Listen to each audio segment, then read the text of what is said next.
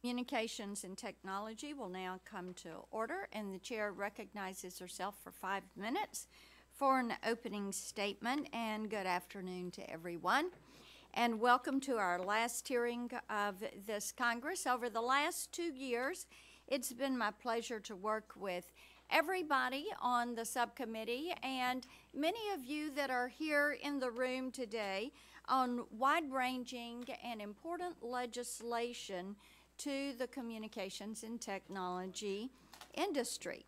Though we occasionally have had our disagreements, we've really gotten a lot done, and it is work that the American people have wanted to see accomplished. Nothing demonstrates this more than BAUM'S Act, which was jam-packed with this year's top communications priorities, as well as many other bills many of you have worked on for the last several years, and we achieved through consensus and compromise from everybody around the table, both here and in the Senate, some good directives, and I thank everyone for the work on that. BAUM'S is one of the most comprehensive telecommunications laws in 2 decades. Prior to BAUM'S Act, the FCC had not been reauthorized since 1990. And first questions will go to whomever can tell me was the top Christmas movie of 1990. Y'all have no social IQ there. No, it wasn't Grinch, it was Home Alone. Oh, yeah, Home Alone. You got it. Okay. That many years ago. And then Garth Brooks' top song that year. I've always got to have a Nashville connection. In 1990, what was Garth Brooks' top song? You got it. Yeah, Friends in Low Places. It would take a politician to know that. By reauthorizing the commission, we, as authorizers on this committee, gave direction to the agency, reaffirmed the important missions we've delegated to them, and most importantly, gave them the necessary tools to be successful in the 21st century. We see this in setting up new funds to ensure the broadcast incentive auction stays on track to be completed in 39 months. We see this in the new rules that allow spectrum auction bidders to deposit their upfront payments directly with the Treasury to ensure that more airwaves, both in the current pipeline and on the horizon, are brought to market. And we see this with our bipartisan commitment to focus the Commission on finding ways to encourage restoration and resiliency of communication networks after disasters. At the first hearing of 2018, we gathered to discuss all of the legislation addressing broadband infrastructure that had been introduced by every single member of this subcommittee. Provisions from several of these were ultimately incorporated into BAUM'S Act. Also included in BAUM'S Act were provisions from bills that long have enjoyed bipartisan support but never could get enacted into law, like Mr. Scalise's FCC Consolidated Reporting Act and the Anti-Spoofing Act championed by Mr. Lance and Mr. Barton. But despite these breakthroughs, there is still other work that needs to be done, and with the new year comes a new opportunity to bring more ideas to the table. I'm encouraged by the bipartisan foundation set by BAUM'S Act, and I'm confident that this subcommittee will build on its success that we've had in the 115th Congress and keep working on many of these areas of common interest. Americans deserve no less. I would like to thank our witnesses for being here today, and before I yield to Mr. Doyle, I'd like to recognize some of the people who've made our committee so successful during this Congress. First, to our wonderful staff. They have stuck together, worked hard, and on both the Democrat and Republican sides, they've worked well. Mr. Lance, who is not here, who has worked really hard, my fellow Senator-elect Kevin Kramer, who is moving on, Mr. Costello, who chose to retire, and Mimi Walters, who worked so diligently on our FOSTA and SESTA legislation as we are working to fight human trafficking and online sex trafficking. I am certain that you're going to see the commitment carried on as we continue to review all aspects of the 1996 Telecom Act. And with that, I yield 5 minutes to the ranking member, Mr. Doyle. Thank you. I want to thank the witnesses for coming before us today. And I want to thank you, soon-to-be Senator Blackburn, for holding this hearing, and congratulations to you. The BAUM'S Act was the result of a bipartisan, bicameral negotiations and good faith efforts by both sides. I'm glad that so many Democratic priorities were included in this legislation, including Ranking Member Pallone's Viewer Protection Act and Sandy Act, as well as bills led by Representatives McNerney, Loebsack, Eshoo, Engel, Ruiz, Lujan, and Matsui. However, much work remains to be done to be sure that this legislation is carried out as Congress intended. For instance, while I'm glad that we were able to come together and ensure that broadcasters would have the resources they need to complete the incentive auction repack, I'm disappointed that the FCC still has not started up the consumer education program that was authorized and funded by this legislation. As Mr. Zachary points out in his testimony, consumers are in desperate need of education about how the repack impacts them. While I understand that broadcasters have an incentive to inform their viewers, Mr. Zachary's testimony shows that consumers often must be guided through the process of rescanning their local stations. These are problems viewers are facing now, and the FCC needs to get into gear. BAUM'S Act was also consolidated a number of reports at the FCC into the Consolidated Communications Marketplace Report, and the Commission is planning to vote on this report at their open meeting tomorrow. The draft report says that nearly 100% of our country is served by one or more LTE wireless providers, which is a joke. Madam Chairman, I'd like to add this draft report to the record so that our colleagues can see what the FCC thinks about wireless coverage in their districts.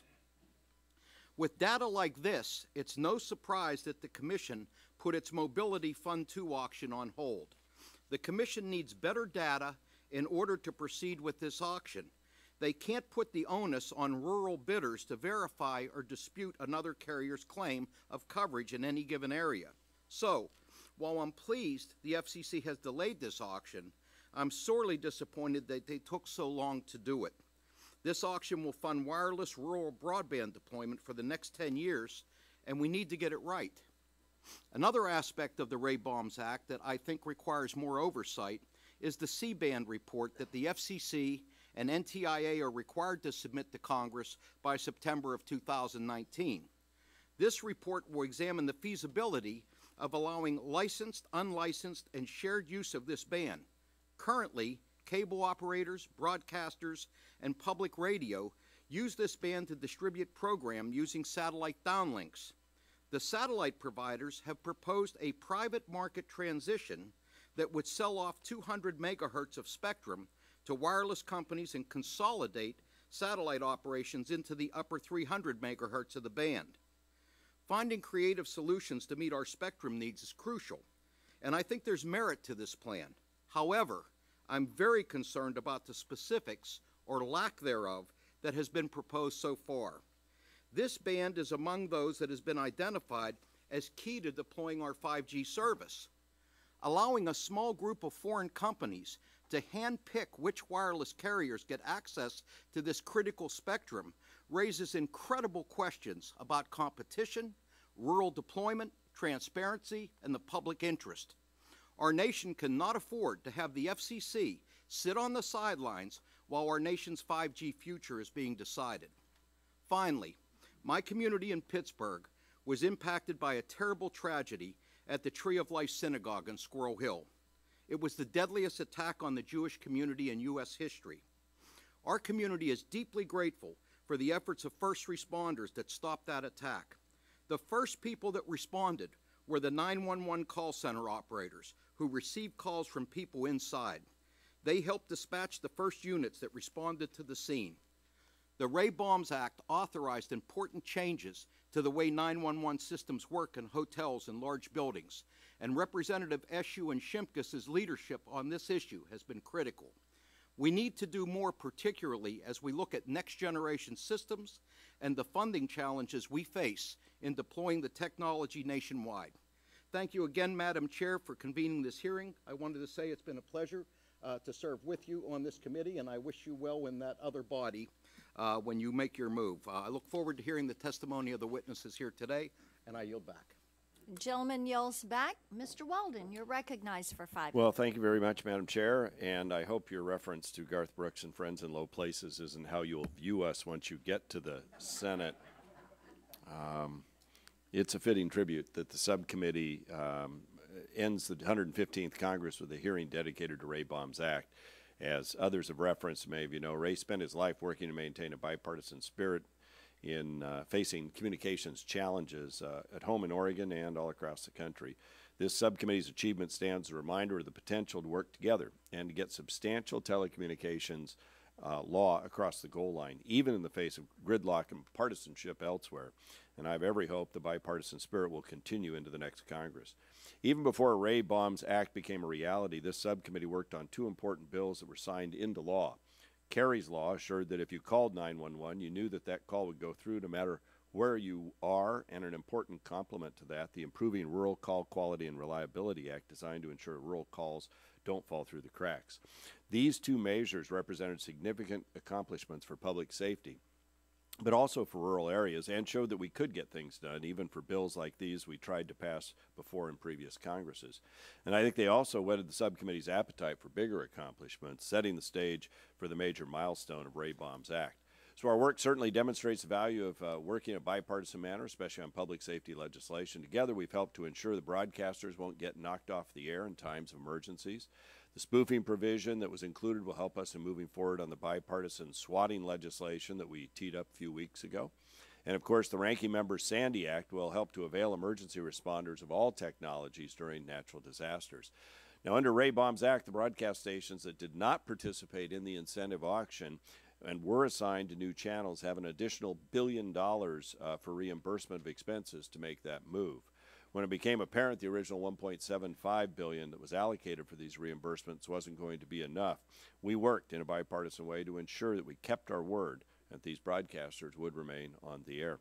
Also important was the inclusion of low-power TV and translators, which now have funds available for their reimbursement. These stations bring the benefit of broadcasting to rural and hard-to-reach places in my district and countless others. And I'm looking forward to hearing the testimony from the witnesses on how the repack effort is going. As you know, we also made money available for FM antennas as well, which I don't think anybody had really contemplated needing prior to that. While I think we can all agree Ray Baum's Act provides a solid foundation of accomplishment that we can build on the next Congress, we also must remember to remain vigilant to challenges to the jurisdiction of the committee. The subcommittee has shown its ability to come together when the jurisdiction of this committee is at stake, whether it be threats to our communications networks or consequences of safe harbors that now shape the Internet differently than they did in its infancy. So I look forward to working with my colleagues going forward into the next Congress. Now, there's still work to be done, and there are still obstacles that remain, but I'm optimistic we can get things done. Lastly, my colleagues and I, we'd like to thank Subcommittee Chairman Marcia Blackburn and Vice Chairman Leonard Lance, as today is our last hearing with them at the helm. And I want to extend my sincerest congratulations to you, Senator-elect, as you'll be representing all of the people of Tennessee in the United States Senate. And I think we all want Mr. Lance to know how much we valued his thoughtful, effective, and his very civil public service.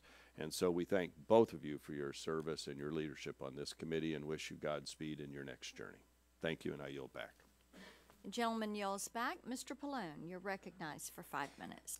Thank you, Madam Chair. And I also want to congratulate the Senator-elect on her success and victory. And we often worked on legislation together, and hopefully when you go over to the Senate, you'll be continuing to work on telecommunications and Internet issues. So we'll continue to work together on a bicameral basis now as well. The Ray Baum's Act is a fitting tribute to the late staff director of this committee, a man who committed his life until the very end to public service. And Ray brought an unflinching bipartisan approach to legislation. And through our bipartisan efforts, we were able to include a number of members' bills as part of the Ray BAUM'S Act, making important headway on many issues this committee prioritizes. I can't list them all now, there are too many, but I just wanted to mention a few sections that actually have been mentioned to some extent already today. And perhaps the most prominent provisions within the Ray BAUM'S Act are those originally stemming from the Viewer Protection Act. Those provisions make sure viewers across the country don't lose access to the over-the-air stations they depend on in the wake of the world's first spectrum incentive auction that the Federal Communications Commission concluded last year. The law dedicated $50 million to educating consumers about the repack to ensure they do not lose service and suffer minimal disruption. I understand the FCC is working on that issue now, and I look forward to hearing about how things are going from our witnesses. The final law also included the Securing Access to Networks in Disasters Act, or the Sandy Act. Superstorm Sandy devastated my district in New Jersey, and we saw firsthand how critical communication networks can be during emergencies. Of course, since then, major hurricanes like Maria and Michael have once again demonstrated the need for continual vigilance and preparation, and so-called 100-year storms and floods are becoming more and more commonplace as a result of climate change. The Sandy Act takes an important step towards fixing long-standing problems by elevating the critical role that life-saving communication systems play during emergencies, whether it be wireline and mobile telephone, the internet, radio, broadcast TV, cable, or satellite services. This elevation will help ensure these services can be restored faster. And the law also frees up more spectrum for consumers, targets overseas robocallers and fraudsters, deploys broadband infrastructure to people that desperately need it, and a lot more. And now the Ray BAUM'S Act is the law of the land. We must continue working together to rigorously oversee its implementation, and I look forward to starting that process today and conducting more oversight hearings in the next Congress. So I'd like to yield now the time that I have left to Ms. Eshoo. Member, and I too want to congratulate our chairwoman and going over to the Senate. And I just know you're going to get net neutrality right over the line as soon as you get there. And I'll be your partner here. But seriously, congratulations to you. And I hope that you remain involved in these issues so that we can partner on them. And to Leonard Lance, who was just on the floor with, is Leonard here? I don't think, no. On the floor with me on the Preemie Act, we're really going to miss him. We're going to miss him. There isn't a more civil gentleman and gentleman here. So I want to pay tribute to him and the work that he's done. And I too think that it's fitting, I think this is our last hearing, that it's fitting that it's the Ray BAUM'S Act, the end of this Congress. I think wherever this subcommittee meets, his presence will always be felt amongst us. And the act was done in the spirit of bipartisanship, and that's what Ray really took pride in. As chairman of the committee said, that was his life's work. I'm proud that the act contained a version of Dig Once. I think a lot of people are tired of listening to me talk about Dig Once because I introduced the legislation 5 Congresses ago. I guess maybe something that's so common sense just takes a long time, right? But at any rate, I'm really pleased that it's important because as much as 90% of the cost of deploying fiber optic cable comes from the cost of digging up roads and burying the cables. So the bill requires the DOT to establish new requirements. You all know what it is. I'm not going to go through it. But I do think that in the next Congress that we can take some additional steps to build on the progress that we just made with this policy. And the act also included the Response Act, which requires the FCC to complete a proceeding to provide first responders with the precise location of a 911 caller. This is really essential.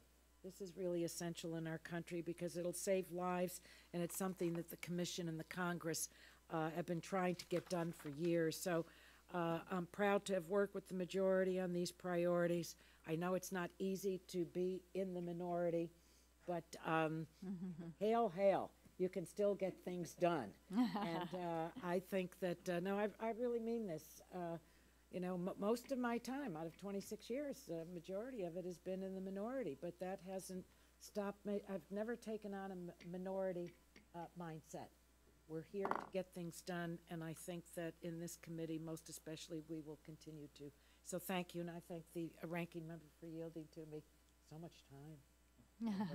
Thank you. The gentlelady yields back, and the gentleman yields back. This concludes the member opening statements, and I would like to remind all members that pursuant to committee rules, they have their opening statements made a part of the record. We want to thank all of our witnesses for being here today. Today's witnesses will have the opportunity to give their 5-minute opening statement, and then we will follow that with questions. Our panel includes Curtis Leggett, Executive VP of Government Relations at the National Association of Broadcasters. Tim Donovan, welcome back, sir. Senior VP of Legislative Affairs at the Competitive Carriers Association, Mr. Jeff Cohen. Chief Counsel of APCO International, and Mr. Bodan Zachary, General Manager of the Milwaukee Public Broadcast Station. We appreciate each of you being here today and preparing your testimony and getting that in a timely manner. Mr. Leggett, we will recognize you now for 5 minutes for your opening testimony. Thank you, and good afternoon, Chairman Blackburn and Walden, Ranking Members Pallone and Doyle, and members of the subcommittee. My name is Curtis Leggett, and I'm the Executive Vice President of Government Relations at the National Association of Broadcasters. On behalf of the thousands of free local television and radio broadcasters in your hometowns, I appreciate the opportunity to testify on this committee's successful passage of BAUM'S Act. This bipartisan legislation ensures that broadcast television and radio stations can continue to serve their communities following the unprecedented repack of nearly 1,000 full-power television stations across the country. Moreover, I am personally honored to speak to this legislative success, fittingly named after our beloved NAB colleague, distinguished public servant, and friend to everyone he met, Ray Baum. I'm confident that everyone on this committee, members and staff alike, have fond memories of Ray. Before he was the staff director of this committee, I was fortunate to have worked with Ray as a close colleague at the NAB. On the surface, Ray and I had many differences. We're of different generations, different faiths, different political leanings, but none of that mattered to Ray. He was unwavering in his desire to seek out common ground with everyone he worked with, and his genuine love of life was disarming not only to me and our other colleagues at NAB, but also to our adversaries in the policy space. Having seen those diplomatic abilities firsthand, I have no doubt that his spirit and unrelenting desire to put aside differences in advancement of shared priorities enabled the bipartisan working relationships on this committee that resulted in the passage of BAUM'S Act. For that, broadcast viewers and listeners across the country are grateful. BAUM'S Act will help ensure that broadcast viewers and listeners can continue to access the stations on which they rely. Thanks to the committee's inclusion of the Viewer Protection Act in the final law, $1 billion was provided to ensure that all impacted television and radio stations are eligible to have costs associated with this repack reimbursed by the FCC. Importantly, this legislation also funds FCC consumer education efforts as stations move channels and includes the Sandy Act so that local broadcasters can access critical resources to keep their facilities functioning during times of emergency. For all of this, I am here to say thank you. Now, as the FCC moves forward with a massively complex repack process, early warning signs suggest that viewers are still at risk. In the first phase of the repack, which was completed 2 weeks ago, 79 stations successfully completed their moves on time. However, 11 broadcasters were unable to meet their move deadlines for reasons beyond their control, such as inclement weather and tower crew availability. We are gratified that the FCC granted each of these stations waivers and moved them into subsequent repack phases. In each of these cases, though, these phase changes could be done without impacting future station moves. That will not be the case as the repack moves forward. The Phase 2 deadline in April 2019 applies to 116 stations and is significantly more complex. While broadcasters will do everything possible to meet their deadlines, this committee should ensure that the FCC applies a fair waiver standard that will not force a single station to go off the air or reduce coverage due to circumstances outside their control, as Congress intended. Beyond its policy improvements, the enduring lesson of Ray BAUM'S Act is that this committee can lead and make meaningful differences when it works together on a bipartisan basis. In that spirit, there are two significant issues worthy of your ongoing consideration entering the next Congress. First, this committee should ensure that existing users of C-band spectrum are fully protected and reimbursed should a portion of the spectrum be reallocated for mobile broadband use. Second, this committee should allow the expiring provisions of Stellar to finally sunset as Congress has long intended. This distance signal license is a subsidy for what are now two of the largest pay TV providers in the country and incentivizes the satellite carriage of out-of-market rather than local broadcast stations. This practice runs contrary to Congress's long-stated broadcast policy preference that viewers are best served by their local stations, and it is no longer justified. In conclusion, I would like to thank you again for allowing me to speak about the bipartisan success of Ray BAUM'S Act. As Ray would always say, thanks for coming out today. I look forward to answering your questions. Gentleman yells back. Mr. Donovan, you're recognized for 5 minutes. Chairman Blackburn, Ranking Member Doyle, Chairman Walden, and members of the subcommittee, thank you for the opportunity to testify about how policies enacted in Ray BAUM'S Act are addressing the digital divide. CCA is the nation's leading association of competitive wireless providers, composed of nearly 100 carrier members ranging from small, rural providers serving fewer than 5,000 customers to regional and nationwide providers serving millions, as well as vendors and suppliers that provide products and services throughout the mobile communications ecosystem. Policies enacted in Ray BAUM'S Act will help these carriers preserve and expand broadband service in rural America, while memorializing a good man whose presence and dedication to public service, particularly to help those in rural America, touched us all. CCA applauds this committee's work to pass the Act, a significant bipartisan accomplishment that impacts a broad range of policy issue areas.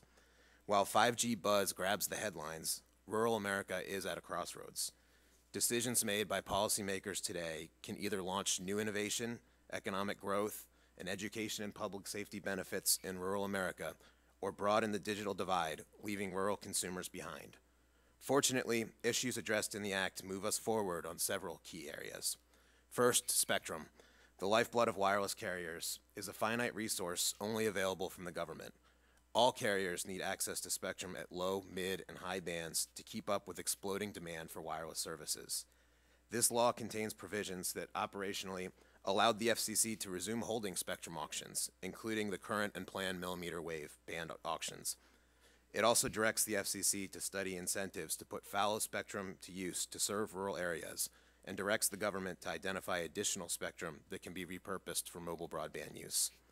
Of particular focus for rural America, it provided an additional $1 billion to reimburse broadcasters as the incentive auction process moves forward, so that wireless carriers that bid over $19 billion to gain access to critical low-band spectrum can put that spectrum to use to serve consumers as soon as possible and no later than the congressionally mandated July 2020 deadline. Next, the law also focuses on mapping where broadband services are available. It is impossible to close the digital divide if we do not have a reliable map showing where service is and is not available. The law provided resources for NTIA to coordinate mapping, while separately directing the FCC to review mobile broadband coverage data for the purposes of distributing limited universal service fund support. This effort is particularly timely. Just last week, as the Mobility Fund Phase 2 challenge window came to a close, the FCC launched an investigation into the underlying data after a preliminary review of over 20 million speed tests triggered increased concerns that the initial map is fatally flawed. Congressional oversight and engagement with the FCC is necessary to make sure a real-world map is in place before the FCC distributes nearly $5 billion in support. Funding decisions for Mobility Fund Phase 2 will determine which areas receive support for the next decade. Finally, the law takes important steps forward to support infrastructure deployment. From resiliency to permitting and accessing federal lands, these policies provide carriers with increased certainty as they seek to deploy wireless services from coast to coast. As the law continues to be implemented, CCA and our members are at the forefront of closing the digital divide and to lead the world in next-generation wireless services. As this committee well knows, there is more work to be done. We welcome the opportunity in the next Congress to continue to work with you, not only to implement BAUM'S Act, but also to build on these steps with additional bipartisan legislative efforts to enhance access to spectrum, base policy decisions on reliable data, and deploy the wireless infrastructure necessary for rural America to take part in a connected mobile future.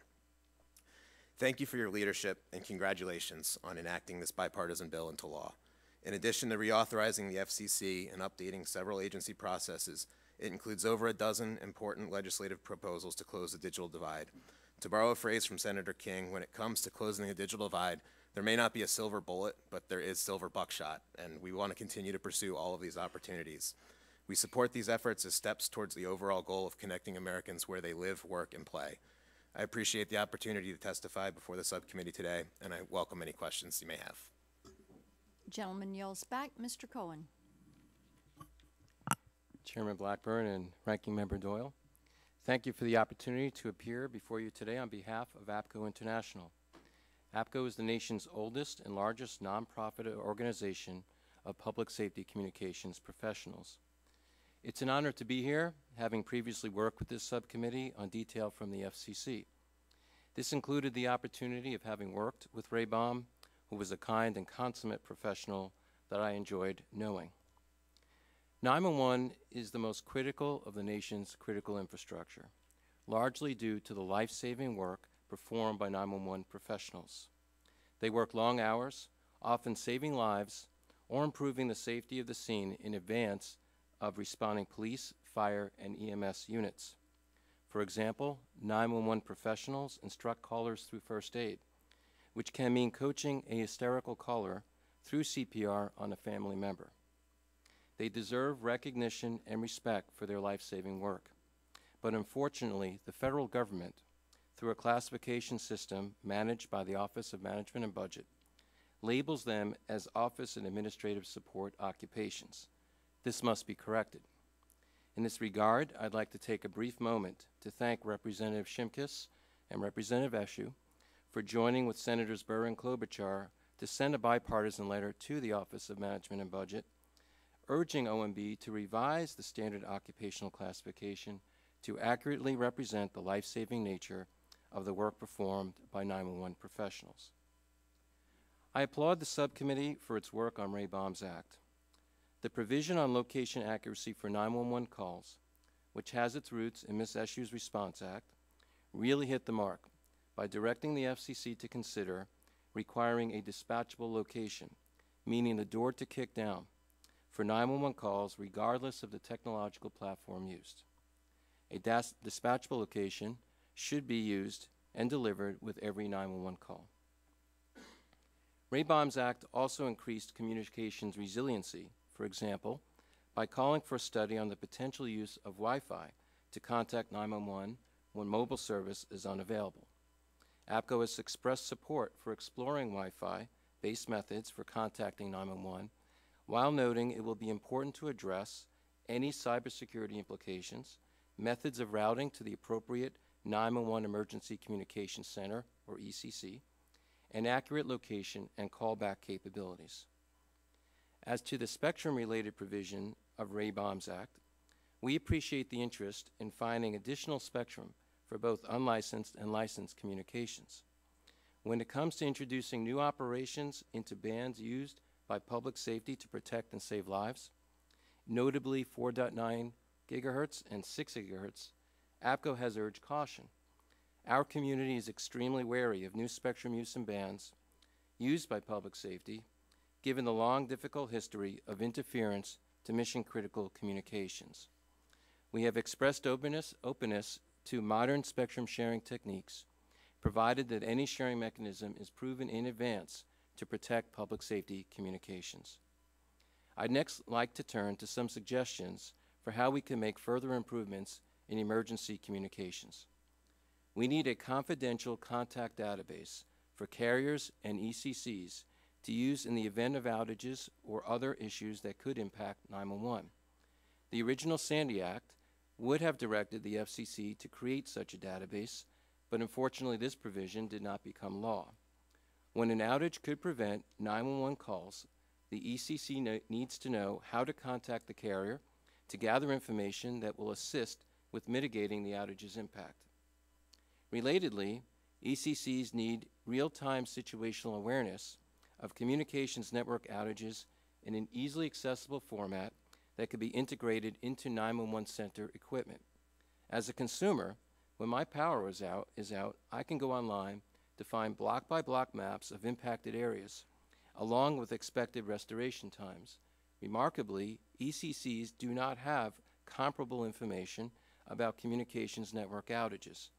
With effective situational awareness, ECCs will be able to take proactive measures, such as staging responders or advising the public of alternate means to seek emergency assistance. Again, I thank you for the opportunity to present APCO's views. And Ms. Blackburn, thank you for your leadership of the subcommittee, and best wishes to you as you go to the Senate. Thank you. A gentleman yells back. Mr. Zachary, you're recognized for 5 minutes. Thank you. Chairman Blackburn and Walden, Ranking Members Doyle and Microphone, please. Chairman Blackburn and Walden, Ranking Members Doyle and Pallone, and members of the subcommittee, thank you for inviting me to testify today on the BAUM'S Act. My name is Bodan Zachary. I'm testifying on behalf of Milwaukee PBS, where I'm the general manager, and I'm also testifying on behalf of the 161 public television stations licensees across the country. The BAUM'S Act helped ensure that local public television stations can continue our important public service work in the areas of education, public safety, and leadership.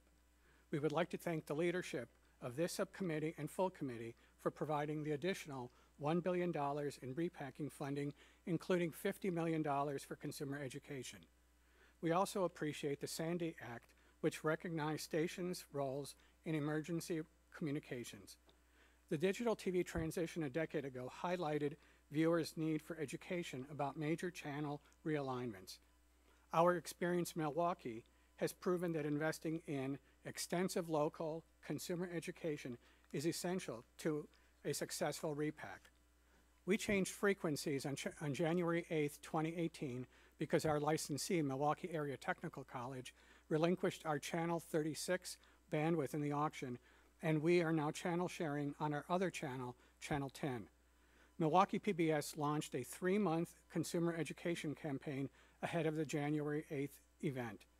Our plan to scan incorporated on-air and online platforms and our presence in 11 counties in southeast Wisconsin. We have about 600,000 monthly viewers. Some 38,000 are financial contributors to our stations, the majority of whom are at least 50 years old. Making sure our viewers and donors knew how to find our channels after the repack was essential to sustaining our broadcast operations and community service. Milwaukee PBS interacts with our members and viewers on a daily basis in a variety of ways, ranging from live community engagement events to social media to a monthly viewer guide magazine, among others. Our repack plan always included having staff taking live calls from viewers using our pledge phone banks. We created spots talking about the change and ran the sprockets out of those spots on air on our website and in social media. We chose to far exceed FCC's regulatory requirements, knowing that our plan to scan had to be explained over and over again to take hold in viewers' minds. In late fall, I was contacted by the local CBS and Sinclair stations, which would begin channel sharing the same day as Milwaukee PBS.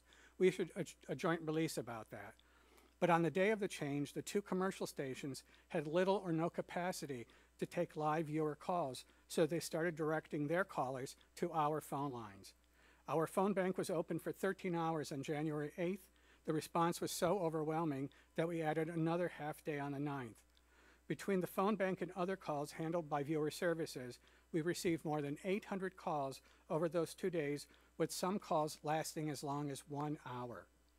Some of the calls were very technical, and station staff had to help viewers identify which brand television and remote they had and how they received our signal in order to help them rescan. We had a new wave of callers in May from snowbirds returning home to Milwaukee who had been out of state when our education campaign began. We were fortunate to be able to invest part of our auction proceeds in our consumer education plan.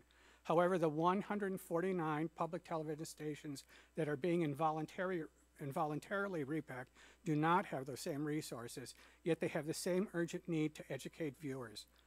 Public televisions can and should play a critical role in coordinating the consumer education efforts for their entire markets, both public and commercials, just like we did at Milwaukee PBS. Of the $50 million in consumer education funding, the FCC should dedicate a significant portion to local outreach initiatives coordinated by interested public television stations for their entire market. We really can make a difference. This approach will ensure that every market has a robust, locally focused consumer education campaign that will prepare viewers for complex changes in their markets. The consumer education funding that Congress provided needs to be put to use as soon as possible if it's to have a beneficial impact. The Phase 1 deadline has already passed, and Phase 2 deadline is only 4 months away. Public television stations are working hard to repack successfully. We look forward to working with the committee and the commission to complete this transition efficiently and successfully, just the way public television's dear friend Ray Baum would have wanted it.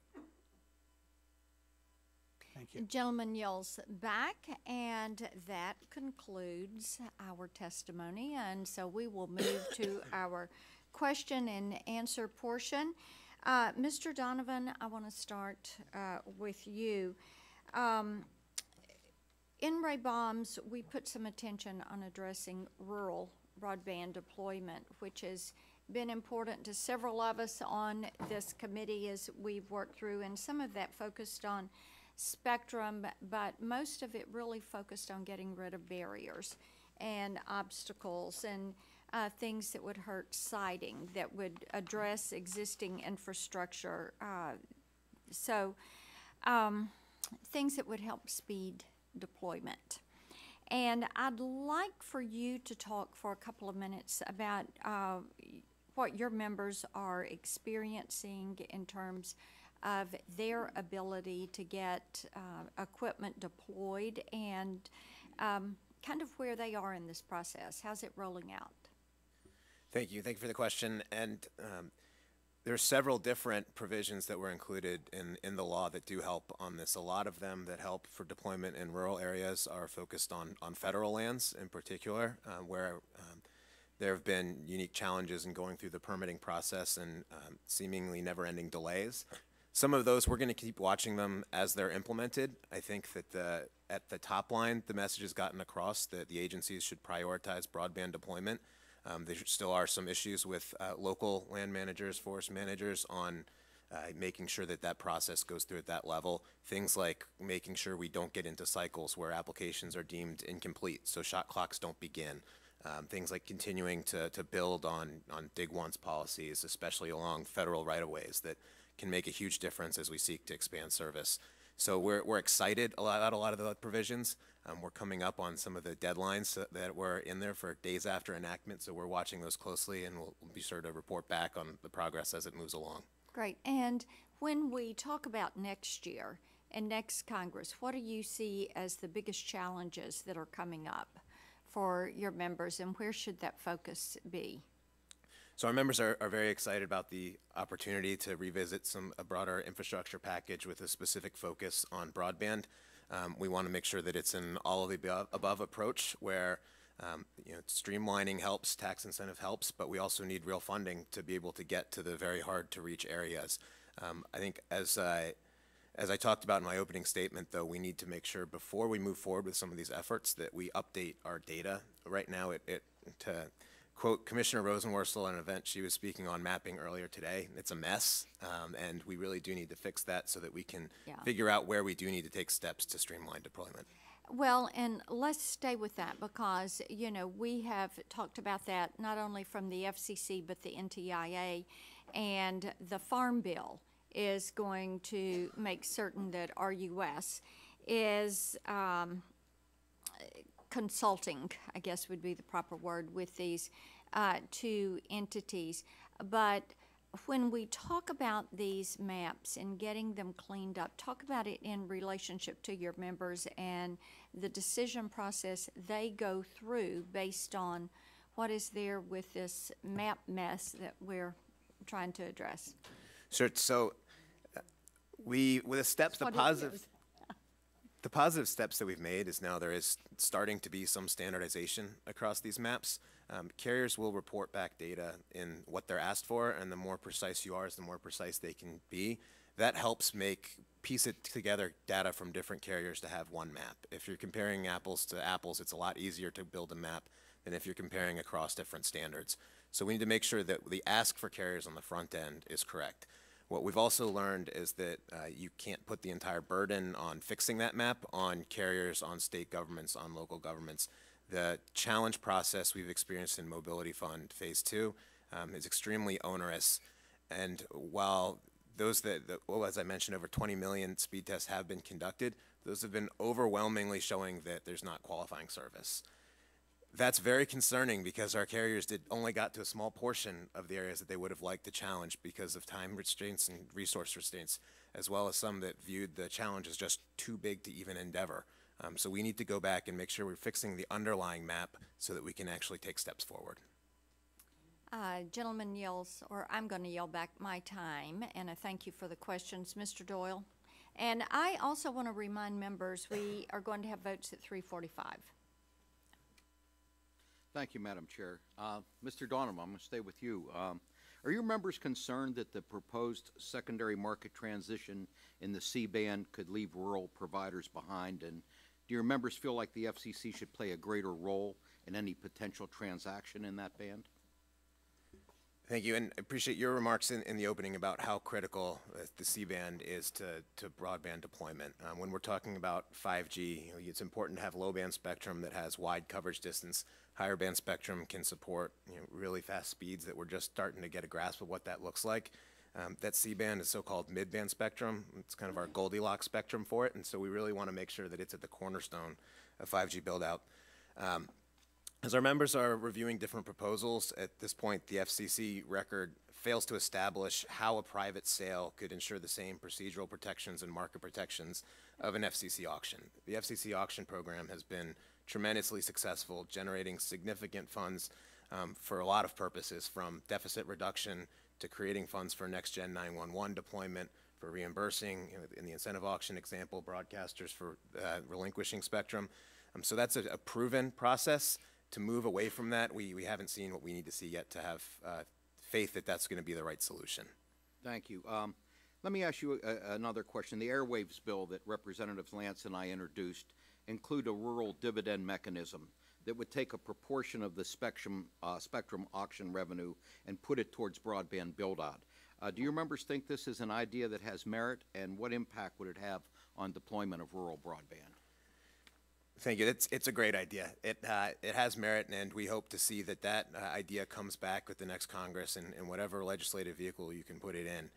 CCA did commission a study on if this were in place before the beginning of the current millimeter wave band spectrums. I'm happy to provide that to the committee if that's helpful. That found not only immediate investment in rural broadband deployment, but also in the rural GDP with specific advantages in transportation, in agriculture, in telemedicine. So it's an idea that certainly has merit, and we'd support continuing to push. Well, I can tell you that I'll be looking for a partner to take Mr. Lance's place on the Republican side as we reintroduce that bill. Mr. Cohen, let me ask you, in your testimony, you discussed the need for federal investment to deploy next-generation 911 technology. I've seen estimates that this upgrade could cost upwards of $10 billion. Without investment by the federal government, how long would it take to deploy NG 911 services nationwide? Thank you for the question. If the past is any indicator, we're concerned it may take many years, and in fact, some areas of the country may never transition to NG 911 in 10 years or more. It's 2018 now, and most of the 911 networks across the country use technology that's upwards of 50 years old. And even in a few areas of the country where some states or localities have attempted to start implementing pre-NG91 facilities, it's costly, it's proprietary, and it lacks interoperability. So we have a lot of concerns already today, and without a big focus by the federal government, I think, on Next Generation 911, we really won't get there, and especially not in a uniform fashion. Thank you. My last question, Mr. Zachary, in your testimony, you discussed the challenges that consumers are facing as part of the incentive auction repack. Are you concerned that consumers are already being left behind as this repack has already begun? And what do you think are the consequences of not providing consumers with the information and resources they need to understand and adjust to the changes that are coming? And I would ask Mr. Leggett the same question on how his members feel. We'll start with you. Thank you. I'll begin as a general manager of Milwaukee PBS. I can talk on behalf of what we do, and I think we mirror much of the rest of the country in that we need to provide at no cost, by all means, the services that the public has become accustomed to getting from us. And I think without education, there are going to be a lot of viewers who are going to throw their hands up and not know what to do. What I didn't say in my testimony is we are still getting calls to this very day.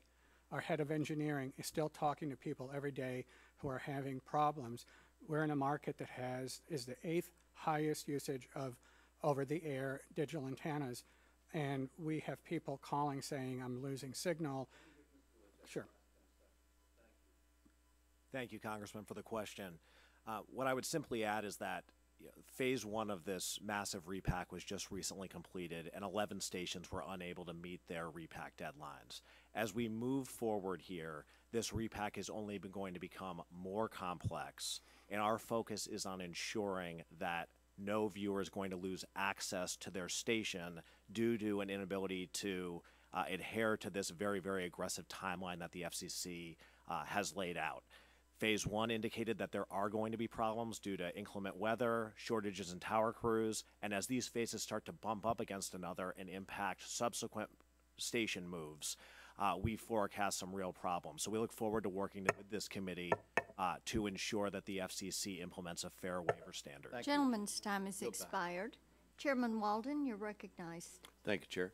I want to continue down this path because obviously when we wrote this legislation back in, 2012, I think, we gave the length of time to do the repack and all of that. And I think we all thought there might have to be some give and take here. And yet you got people that bought the spectrum and are eager and ready to get that investment on the ground. So if as we go forward, you can give us some suggestions about what we should be focused on, I think that would be really helpful. And I think what you're talking about in terms of these exemptions, individual ones, may make some sense, but there's going to be a lot of pressure to get this done too, as you know. And now I think we have the money in place. I want to go to you, Mr. Donovan, because we're starting to see some tangible developments already in my district and state, and I'd like to enter into the record some documents. One is T-Mobile 600 megahertz deployment in Oregon. Another is their 600 megahertz coverage enhancement plan for Oregon, and a list of cities and towns where T-Mobile's deployed 600 megahertz spectrum. This is all really important. I did a roundtable out in my center part of my district in John Day, and just to put this in perspective, on the digital divide piece, and it's not the wireless, but it all plays together eventually. There's a town called Seneca where apparently their broadband had been down, such as it is, had been down for like 6 weeks. The city manager in this tiny little town had to drive 25 miles to get coverage in another town to be able to do her job. We're working on some of those issues. And when we left this town, we needed to gas up at John Day, and we had to pay cash because the online system in John Day was down, so the gas station couldn't take credit cards. So this is like real life stuff out there. And this community had applied for a grant from USDA to help close the digital divide there because there's virtually nobody there. And so this is where I think the government can play a role. They were denied on that grant because their plan didn't have an economic model. Well, guess what? If you got a town of like 80 people or 30 people or whatever out along somewhere else, there is no economic. That's why we put these programs together. And so as we build out the wireless networks and the work that T-Mobile and others are doing. They're just one carrier, obviously. That's going to be important, but we've still got this issue of getting the backhaul and the fiber out and having enough capacity. Literally, they had a big fire through this town a couple of years ago, and they're trying to rebuild some of the homes, and one of the issues is once you're off, and there's no Wi-Fi coming back. There's no connection coming back. They won't put you on the system that does exist. So, I mean, all the work we're doing, and then you find out it's not getting to the ground. So I'd love to hear you talk about a little bit about what you're seeing in terms of this law and this spectrum and what it means for wireless communication, and with all of us going to these devices that seem to be attached to every hand in the audience and here. What do you see? Are we going to get there? Well, thank you, Chairman Walden, and I really appreciate your point about the carriers that have showed up and spent money at the auction, especially smaller local-based carriers. They essentially mortgage the farm to go buy the spectrum, and until they can put it into use, can't start monetizing that. And they're the carriers that the business plan is that they live there, which is why they're working to invest in the communities where they live and make sure that they have the services that everyone wants. I think oversight is going to be very important as the law continues to be implemented. As I mentioned, we're just starting to come up on some of the 270-day deadlines, et cetera.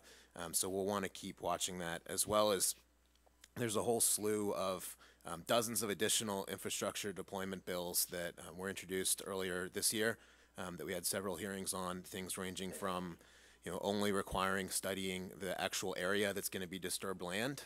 Seem like some common sense things that we'd like to see picked up, and if there is an effort to revisit an infrastructure package to be included in that as well. Yeah, I think the siting, 55% of my district's public lands, and I know very well these siting problems, trying to get anything done is a real challenge. We had the town of Mitchell had, I think it was 3 years to get 4 power poles put in the ground so they could get 3-phase power for the first time because it went across BLM ground. By the time you do all the environmental, and people just go, how is this so? And so there's a lot to be done. I agree with you on the mapping. It's something I complained about when the stimulus was done in the Obama administration. I complained about it in this round of the mobility grants. We have got to find out where there's coverage and where there isn't before we go spending money, and streamline the siting and close this digital divide in America. And I think that's something we can agree on in a bipartisan way here going forward. But what I don't want to see is a bunch of public money then thrust into areas that already have service and overbuild, in places like Seneca and John Day and everywhere else are left off even a 2-lane digital road, not a super highway by any means. I know my time's expired, Madam Chair. Thank you. Gentleman yields back. Ms. Eshoo, you're recognized. Thank you, Madam Chairwoman. I want to compliment each one of you because I think you have given terrific testimony. I mean, it's understandable, and the things that you've shared with us are also very practical. Mr. Zachary, I want to work with you to resolve the issue that you highlighted. And I love what you said about Ray. I think that Ray would have wanted it this way. So you got a hook in me when you said that. So, plus it's public broadcasting, which I love. To Mr. Leggett, thank you for representing the broadcasters. I have a curiosity question. How much money has been raised from the auction in the dollars from the broadcasters? Do you know? How much have they given? I mean, they were paid for what they gave up. Right. Mm-hmm. So that number is in the universe of $12 billion that went to the broadcast industry. Wow, that's really something. To Mr. Donovan, it's good to see you. Hope the babies are well. You know that we had these tragic and devastating fires in California, and I think they have highlighted how vulnerable our telecommunications infrastructure is to these natural disasters. Let me ask you, do you think that there are any dig once, I mentioned it in the statement that I made about dig once and building on what we finally got to do. Do you think that there are policies that would help protect this infrastructure from from natural disasters like the wildfires we had in California? Well, thank you, Congresswoman and Congressman Eshoo. Sorry, That's all right. I think you know why. I know it's hard for men, yeah. Well, that's the way my daughter still refers to you. So she shares your name. So thank you. And Dig Once policies can surely help with some of the fires. Actually, twofold. By undergrounding some of these resources, there's an additional layer of protection. But then also during the recovery point, we deal with problems of fiber cuts from crews that are going in to recover, to clean up. They're doing their jobs. They're not intentionally cutting the fiber, but can sometimes undo some of the recovery efforts that carriers have already begun. So we actually would have twofold benefits by increased focus on Dig Once policies. So we're certainly not tired of hearing you talking about it and hope that we can continue that discussion. Thank you. To Mr. Cohn, nice to see you again. I just want to take a moment on location accuracy for 911 calls. I've been after this one with others, as you know. I think it's a very important issue, and the subcommittee has recognized that because we've been working on it for several years. In your opinion, do you think that Congress and the FCC are making good progress on improving locations for 911? How would you rate it? I like ratings, you can tell today. I'm into ratings. I would rate it pretty good. We're thrilled with the BAUM'S Act because dispatchable location is something that we've been championing for a long time. I know you. For example, I call 911 from this room. I want the DC office 911 center to get the street address of this building and know I'm in 2322. Right. And it's as simple as that, and it shouldn't matter what way I contact 911. So we're glad that the FCC started its proceeding. Its comments were just due yesterday. We did file.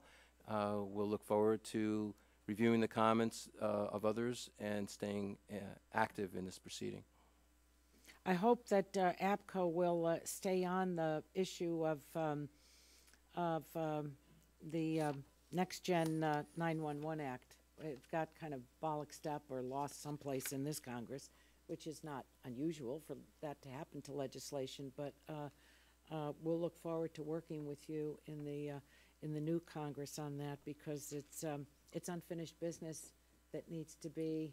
We need to close the loop on it. Fully agree. That we'll all be better off. So thank you to all of you for your important work and your testimony, and every blessing to everyone in the new year. Thank you.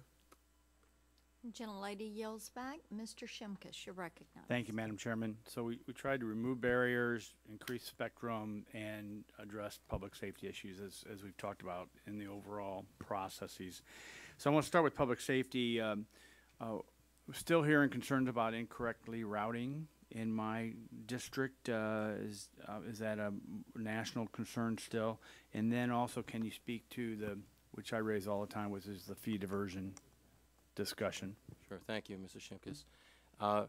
Routing, yes, has its challenges in wireless because of the way it's done today, by the location of the tower that handles the call, and because technology is continued to improve. It's not necessarily the case that the closest tower is the one that's handling your call. That is something that can be rectified in a next generation 911 environment, but it's also something the FCC is exploring, and we've been active in that. When it comes to MLTS, in our comments just yesterday, in addition to direct dial, in addition to dispatchable location, we pointed out that you also need to be able to route to the right 911 center, as well as get a callback number. So I agree that routing is still an issue, and hopefully we'll be solving these issues going forward. You also asked about Fee diversion. Fee diversion. Fee diversion is a terrible practice, and frankly, we feel like in order to end it, it really has to hurt the states. They're making choices to divert fees, and they need to have something that hurts more than doing that. Our recommendation, along with the fact that we would like to see the federal government help fund a large transition to next generation 911 across the country, if the grant program is sufficient enough and the cost of losing that money is large enough, that could end fee diversion right there. Thank you. Let me go to Mr. Leggett on there was some of these repackaging and tower sidings that finished ahead of schedule, did they not? That was kind of helpful with at least this problem of some of them not being late. And we know in your written testimony you talked about the Springfield, Missouri issue, and then that crew, and then they couldn't go up north. Where's your analysis on tower training and the availability of the workforce? Congressman, thank you for the question. I think if there is one lesson from the first phase of the auction, it's that there is not enough tower crew availability, especially high tower crew availability, to deal with the amount of work that is there. I've got a list here of the 11 stations who are unable to complete their phase one moves, and in nearly all of the instances, tower crew availability played at least some role. So to say exactly what the right number should be, I think as we move forward to phases of the auction where the vast majority of the remaining broadcasters, another effectively 850 full power stations, are going to be repacked over the next 2 years, layer on top of that those low power stations and translators that have been displaced, that is a lot of work, and we are dealing with a very small number of crews who can get up and operate on a 2,000-foot tower. So the need is very, very real. What the solution is, I think, is more complex. Great, thank you. I want to end on two things. One, I have a rural water cooperative that has partnered with a rural telephone cooperative where they lay the fiber underneath the water pipe as they're going out to places that aren't served. So it's really kind of a dig once, but it's been done locally. I applaud them for it. I think they had to go through the state commission for some approval, but I'm just very proud of their thinking about doing it one time, which will be helpful. The other thing is, I've always highlighted this mapping, but it didn't really raise itself up to the real problem until I met with some small providers really last week. And you know, the different, which we used to call them pipes, the different pipes of delivery high-speed internet access really have two different ways to identify service. You know, if it's a fiber optic cable to a phone, well, you know it's there. But if it's a cellular signal, it's a circle. And so I'm not sure how we'll ever get good mapping, but I think the point being is we should be able to have an appeal process in some of these grant programs and low interest loan programs that are saying, oh, there's a map that covers this area, there's already competition, when there may not be competition in that area just because it can't be served. So something that was raised to me and made more sense as I've talked to the providers, and something I'm going to follow up on with that. Thank you, Madam Chairman, and I yield back my time. Gentleman yields back. Mr. McNerney, you're recognized for 5 minutes. Well, I think the chair and well, you switched with Ms. Eshu. I think the chair, and first I want to have my voice join the chorus congratulating the chairwoman for her elevation to the Senate. You've been a lady, and despite whether we agree on things, we've spoken respectfully to each other, and I appreciate that. I also want to say I thank the panel for coming today and preparing. It's not easy, I'm sure, but I'd rather this be an oversight hearing where we have commissioners in front of us to see what the commission feels about the success of the Ray-Baum Act and how to improve it. Mr. Donovan, the Ray-Baum's Act includes the Improving Broadband Access for Veterans Act that Mr. Kinzinger and I introduced.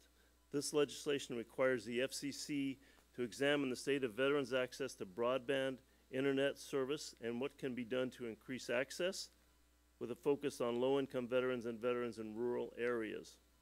The FCC must seek comment in the proceeding and subsequent and submit a report to Congress with findings and recommendations by March of 2019. What are some of the ways in which the broadband internet service can help veterans living in rural areas? Thank you for the question and for your work on that important provision that was wrapped into the final package. There's so many ways that broadband access can help veterans as they return home, from education, vocational training, to telehealth services, to mental health services, to just outreach and connectivity so that they can still feel part of a unit. We've heard that many times over. So those are all important services, and you don't have access to any of them if you don't have that basic connectivity. So that is so important. One way that I hope the Commission does look at solving it is we had some discussion today about crew availability for broadcast towers.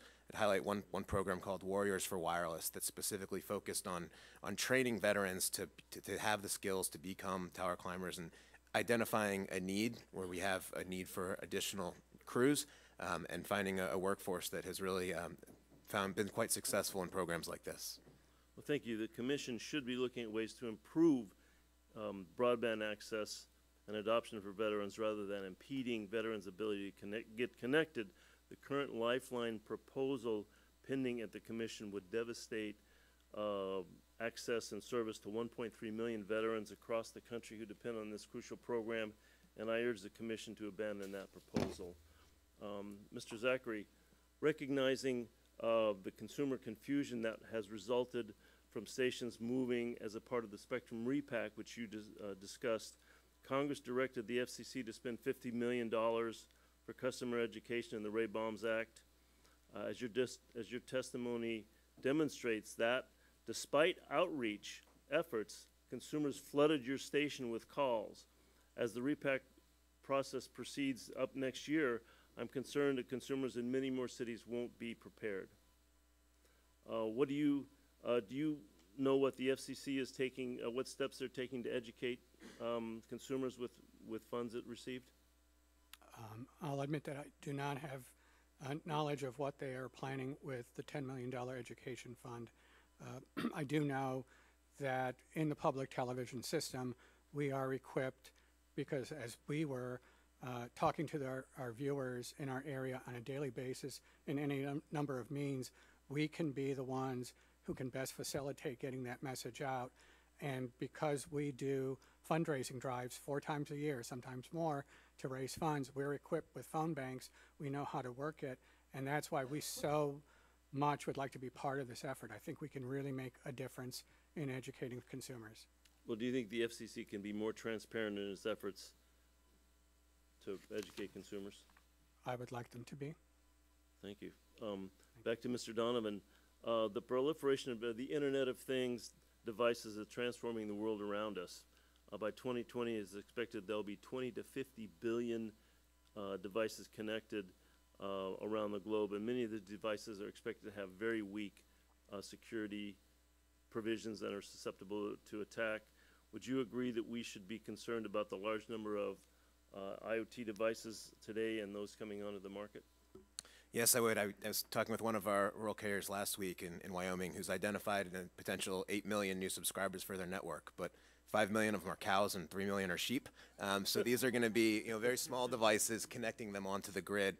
It is important to make sure that we have the cybersecurity components taken care of before you have that type of escalation of devices contacting the network. I want to finish by saying I introduced the Securing IoT Act to establish cybersecurity standards for IoT devices in this Congress, and we're going to be reintroducing something like that in the next Congress. Thank you. I yield back. Gentleman yields back. Mr. Letta, you're recognized. Well, thank you, Madam Chair. And before I get started, I'd just like to also congratulate you and moving over to the Senate and Senator-elect. And we look forward to working with you and accomplishing great things in the years to come. So congratulations on that. I also want to thank our panel of witnesses for being with us today. Greatly appreciate the opportunity to hear from you all.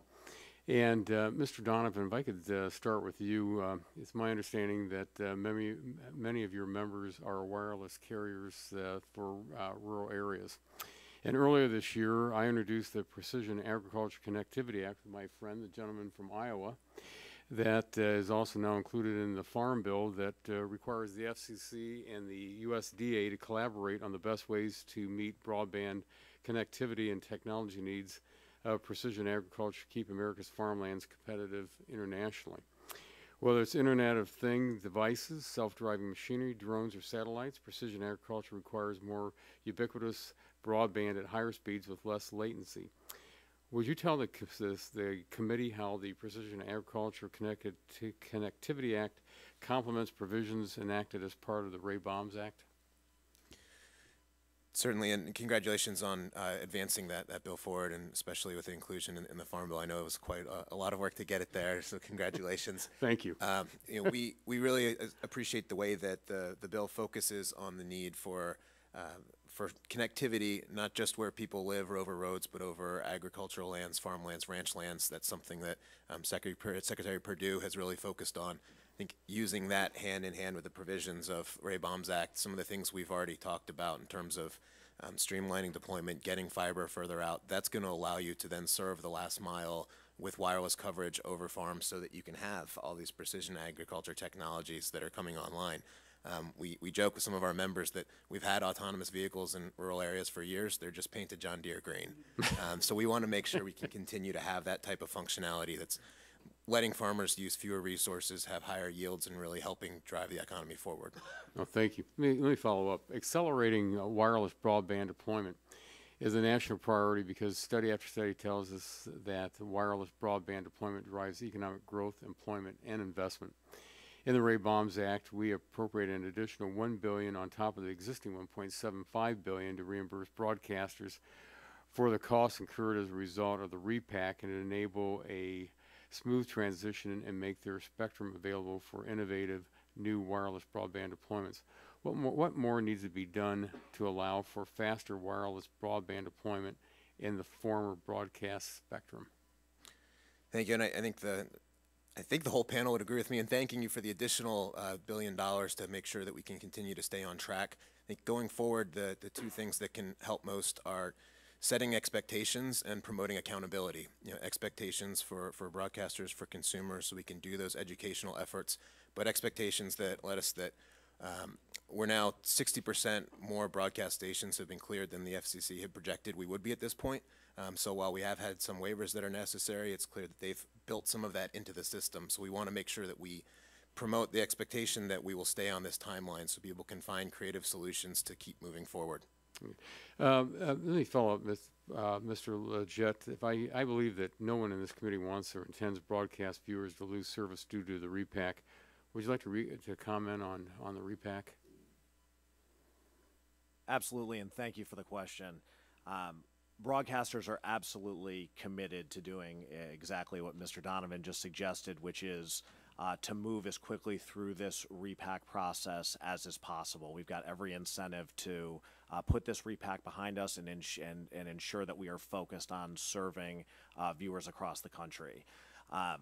While Phase 1 was largely successful, there are clear warning signs that derived from it, namely what has already been mentioned by several members, which is just the variability caused by tower crew availability as well as inclement weather. KVLY, an NBC affiliate in North Dakota, I think is a very, very good example. It began its work to make its Phase 1 station move more than a year ago. The crew that was expected to begin work on its antenna in September was prevented from starting that work due to a tragic accident in Missouri. It's a 2,000-foot tower, so there's a limited number of crews that can work to do that move. You are talking about equipment that is several tons. You are in North Dakota where you've got major winds, inclement weather. So as you start going further into the fall, you're going to face those types of delays that prevent work on given days. So due to reasons outside of its control, KVLY was not able to complete its move on time. The FCC understood that, granted it a waiver to move into a later auction phase. But as we move forward here, I would just urge this committee to be working closely with the FCC to ensure that any station that faces those types of delays, which will interfere with its ability to reach and serve their viewers, is dealt with in the same fair manner. Thank you. Madam Chair, my time has expired. Gentleman yells back. Mr. Loebsack, you're recognized. Thank you, Madam Chair. Before I ask my questions, I do want to thank you, Madam Chair, for your leadership on this committee. And quite honestly, I'm going to miss you calling me Broadband Loebsack as you go over I tell everybody you call me that. I think it's indicative of the bipartisan work that we've done. But I want to keep working with you, even though you'll be in the other body. So thank you so much. There's just been so much talked about today that has to do, obviously, with rural areas such as mine in Iowa. I think we have real opportunities going forward. While we Democrats will be in the majority, I think we can continue to work across the aisle on a lot of issues. Because those of us in rural areas are not just Democrats or just Republicans. There are a few more Republicans, but there are a lot of Democrats as well. So I want to continue to do that work across the aisle, as I've been able to do the last few years now, 4 years I've been on this committee. And I do want to thank my friend and my classmate from 2006, Mr. McNerney, for bringing up the veterans issue. I'm going to get to the Tower Crew thing in a second here, but I think we have real opportunities to incorporate some of our concerns about our veterans and the skills that they've developed. We had a couple of Marine children who've done multiple deployments, and I visited a lot of our troops overseas, and they acquire, I think, a lot of skills often that they can apply them when they come back home, and we don't utilize them enough in a variety of ways, so that's really important. The first thing I do want to talk about, though, is the Rural Wireless Access Act, and we've been talking about mapping without talking about that specific legislation, obviously, up to this point. And I worked with Mr. Costello on that. Unfortunately, he's leaving the Congress soon, but we worked across the aisle on that. And I think I know the answer, Mr. Donovan, to the question I'm going to ask. The first question I'm going to ask you, is the FCC implementing the Rural Wireless Access Act? Yes or no? No. Thank you. I thought that's what you would say. And with the recent announcement from the FCC, which I have here in my left hand, that they'll be launching an investigation, we've talked about this already today, into whether major carriers violate the Mobility Fund Phase 2 reverse auctions mapping rules and submitted incorrect coverage maps. It seems like it will be some time before the FCC begins to fulfill the congressional directive to improve these maps. And with the recent investigation in mind, what do you think should be the next steps for making sure Congress and the FCC can work together to improve these maps? Well, thank you, and congratulations again on including the Rural Wireless Access Act into law. I think the investigation is important, and the FCC should continue it. Implementation has been held up on your bill in part because it was required to be done no later than 180 days after the auction is complete. Right. I think what the investigation makes clear to us now is that it's vitally important that we standardize that data before we move to the auction. So we'd like to work with you to make sure that that's the case. Your bill requiring standardization of the data is very important so that we do have an accurate map and we don't have this whole challenge problem now leading to an investigation. Right, and speaking of maps and coverage and all the rest, Mr. Walden and I, we had a conversation prior to the election about something I had to call him about, and he reminds me that his district is bigger than my state, and we had to go back and forth a number of times, and we had dropped calls once we got a hold of each other. So I'd like to see what those maps show about his part of Oregon and my part of Iowa. I think they'd be pretty inaccurate. Mr. Leggett, I'd like to direct my next question to you. A bill that I've been working on with Mark Wayne Mullen from Oklahoma, the Communications Jobs Training Act, would create a grant program to help train more people who would do the work of erecting and maintaining these communication towers, these towers that we've been talking about, and you've been talking about the crew shortage. My question to you is, what do you foresee in terms of demand for these sorts of jobs? You've mentioned some instances where they didn't have enough crew. Thank you, Congressman, for the question, and this is an important problem, one that you've foreseen in introducing your legislation, so I want to thank you for that. I think I would point you to a submission that a number of tower workers and equipment manufacturers made to the FCC a few weeks ago, and I'm happy to provide it to you, where they say the following. They outline a number of factors that have contributed to delays, but conclude by saying the broadcast tower representatives believe they are witnessing the effects of an unrealistic expectation of what the repacking of 987 stations entails, and the factors cited above have resulted in demands on the rigging community that simply cannot be met. Wow. So as it relates to your legislation, the need is unquestionably there. This is a submission by the representatives who are doing the work themselves. So would very much look forward to working with you on that legislation. And hopefully in the next Congress we can get that accomplished, and again on a bipartisan basis. So thank you. Thanks to all of you for testifying today. Thanks very much, Madam Chair. Gentleman yields back. Mr. Guthrie, you're recognized, and I remind everyone the bell will ring for votes at 3:45. Okay, thank you, Madam Chairman. And again, congratulations to you on your move to the Senate. Hopefully the Senate will keep the same schedule and still fly together every week. Thanks for Mr. Donovan. I want to talk to you first. We were pleased to have the Spectrum Auction Deposit Act included in the Ray BAUM'S Act. So I'll start with giving you an opportunity to comment on how you've seen this provision affecting the prospect of getting more spectrum to market. And second, with regard to 3.5, in particular, as I've heard from one of your members and my constituents, Bluegrass Cellular, how do you see this commission rulemaking affecting broadband access going forward? Thank you, and Congressman, thank you for your work on the Spectrum Auction Deposits Act.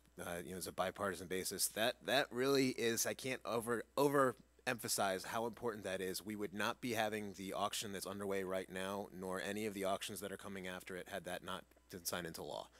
There's a fundamental problem where operationally the FCC was not unable to find a way to collect the deposits in line with the current law, so that law had to be fixed. And so this was common sense, and we were really pleased to support that effort along the way. With regard to 3.5, thank you for your focus on this. This again is that important mid-band spectrum that's going to be so critical to 5G deployments. Bluegrass joined along with another 20 plus CCA non-nationwide carriers to make sure the FCC understood the importance of getting the license size right. Finding the compromise on a county basis being that ideal spot where rural carriers were able to get access to spectrum, but we still could use the right technical standards to deploy 5G services, and 4G services today and 5G services tomorrow in that important band. Thank you, and continuing. Ms. Metsu and I introduced a bill earlier this year, the Spectrum Now Act, that would provide access to SRF resources for federal agencies to carry out R&D related to feasibility studies. As we've seen, these studies are extremely expensive, and we have limited options given the constraints of CBO spectrum scoring. Can you speak to the effectiveness of this bill's approach to giving federal agencies more incentive to undertake spectrum R&D? I think it's very important, and having the ability to do the R&D work can help show where spectrum can be more efficiently used, both for federal operations, but as well for reallocating spectrum. Importantly, Administrator Reddle at NTIA recently launched an initiative asking all federal agencies to report back on their anticipated spectrum needs over the next 15 years. That work going hand in hand with R&D can show what spectrum is needed to complete the mission and what spectrum can be repurposed for broadband use. Actually, you answered in that one my next question. Ms. Matsu and I are also working on a bill for more resources in NTIA to carry out independent R&D activities. So I was going to ask you what you thought if they needed resources. Anybody else want to talk to that? You've really kind of answered that. But anybody else on the panel talk about more resources for NTIA to help the R&D? Well, good. Well, there being no one else wanted to talk, I'll yield back my time. Gentleman yells back. Ms. Clark, you're recognized. Thank you very much, Madam Chair. Thank you, Mr. Ranking Member. To our panelists, thank you for lending your expertise today. I wanted to move into the space of the Sandy Act within the context of Ray BAUM'S. How would you, and I'll start with Mr. Cohen, how have public safety communications fared during recent disasters like Hurricane Michael or the wildfires in California? Have things improved, or is there more that we should be doing? Thank you for the question. I have more information about Hurricane Michael, not so much yet from the wildfires. Those kind of disasters are so severe that they can knock out communications, period. And one thing I know is that from the 911 side particularly, 911 professionals man their stations, and they're dedicated, and that is also when their own homes or families are affected by the same emergency. They also are very creative, and they'll lose service, they'll lose connectivity. I do know of a few examples, like where FirstNet came in and helped restore connectivity between a police station and the state EOC, Emergency Operations Center. Another instance where they helped provide macro cellular service to a 911 center. And even in some cases, I heard that while the wireline connections for the 911 centers failed, what they ended up doing was using cell phones and giving out a 10-digit number to the public, including one that was serviced by a FirstNet phone, so that the public could actually call 911, not without calling 911 specifically. Some lessons learned so far, which is things that we've talked about already, is we also heard from the people that are affected in these circumstances. We would ask them a question: would you have benefited from a contact database to know who to call? And they said absolutely, and we still don't have something like that. And also just to have situational awareness in real-time integrated format of where outages are occurring. Thank you. So just to add to that, the chairman, excuse me, the ranking member and a number of us on the committee wrote a letter to Chairman Pai urging him to update the FCC's resiliency framework and expand it beyond wireless carriers. It's not been addressed yet. It's long overdue, and we need bold action to protect Americans. So I understand that the FCC is collecting data regarding the framework, but has it taken any steps to make it mandatory or to expand it beyond wireless carriers? And I think that that goes hand in hand with the 911 operators. Because no one is blaming the operators. We're concerned about the infrastructure and the resiliency around it. Right. No, to my knowledge, the FCC has not yet taken any concrete steps. They've sought comment. We would like to see certain things codified, a couple things I just mentioned, and also I think it would be important to extend the framework to other service providers. And how should the FCC expand the framework to improve public safety? Would you say it's beyond the wireless carriers, and how would you describe it? Yes, I think that the cooperative framework the wireless carriers voluntarily agreed to was a really good first step, and it stemmed from the Sandy Act, the original Sandy Act. But to codify some of these things would be helpful because then there's a mechanism for oversight. So we would support that, and especially the few items I mentioned, simple thing like a contact database, and the situational awareness piece, which is important not just in disasters. If there are outages in a network affecting one neighborhood, a 911 director needs to know that. So, and then, of course, yes, extending that model to other service providers, I think would be very helpful for all stakeholders. Very well. Madam Chairwoman, before I yield back, I just wanted to wish you all the best on the Senate side. I appreciate the relationship and the bond that we have established through the work on this committee, and I wish you all the best. Look forward to working with you on the other side of the Capitol. I yield back. The gentlelady yields back. Mr. Olson, you're recognized for 5 minutes. Well, good afternoon. I'd like to open with what's called a point of personal privilege. I want to thank our chairwoman for her service to America in Tennessee. She's now leaving this body for a body I spent 9 years working at as a Senate staffer. I encourage you, my dear friend, don't get too close to Mr. Buster, Phil E. Buster. He's not nice to work with here in the House. I hope you remember your Davy Crockett and Texas roots as you move on to this Senate.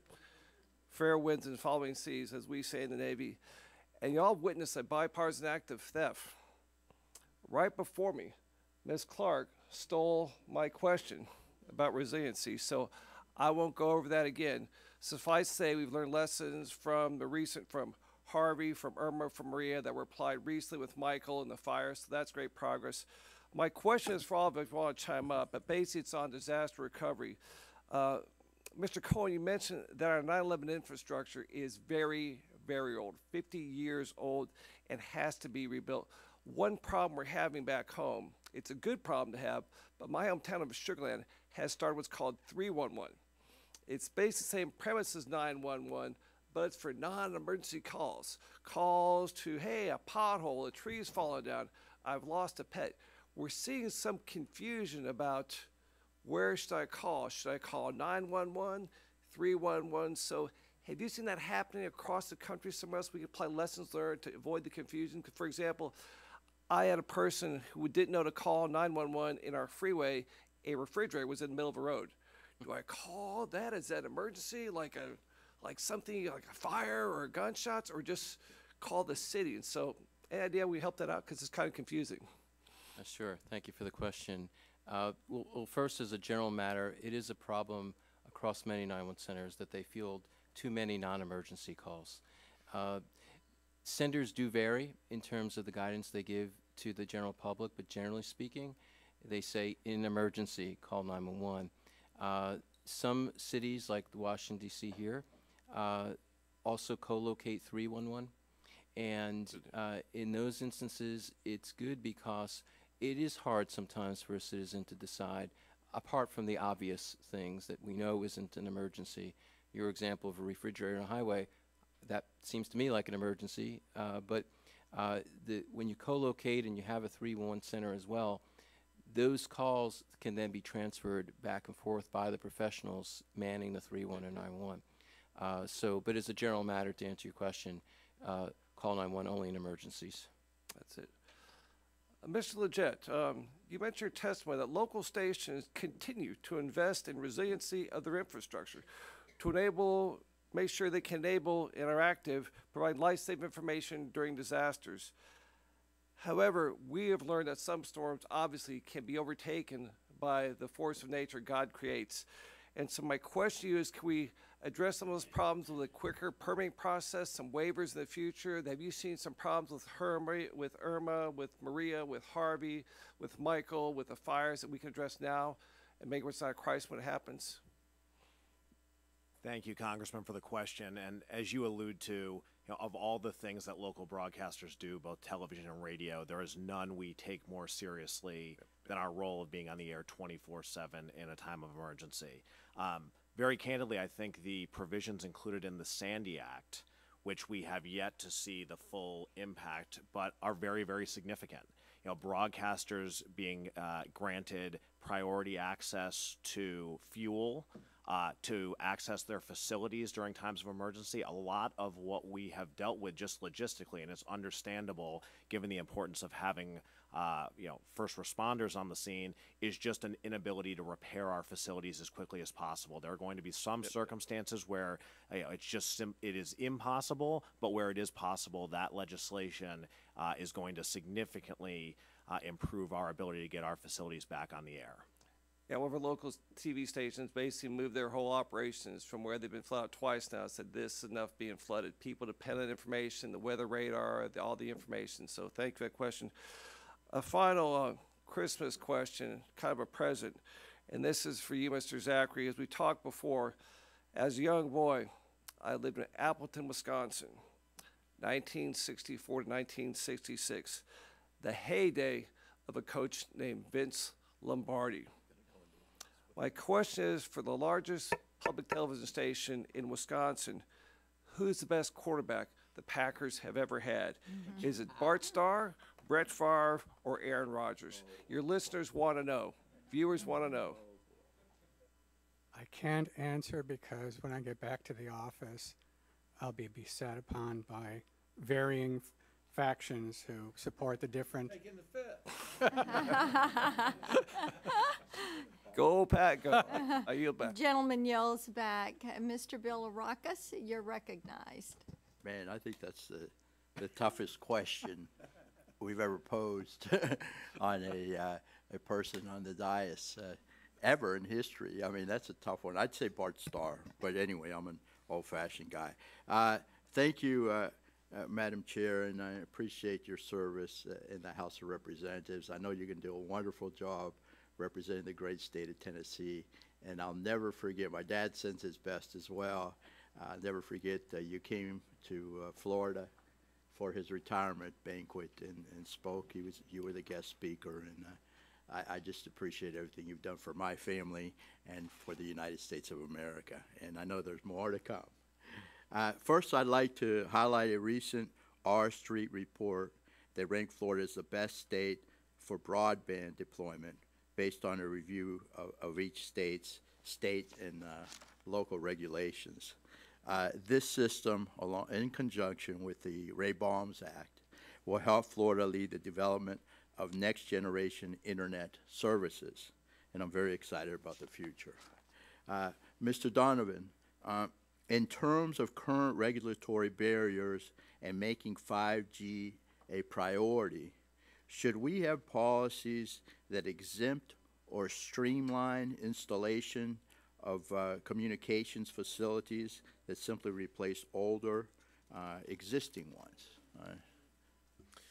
Yes, What do you think? thank you for the question, and I think that's common sense that we should allow that, especially as we are upgrading networks right now.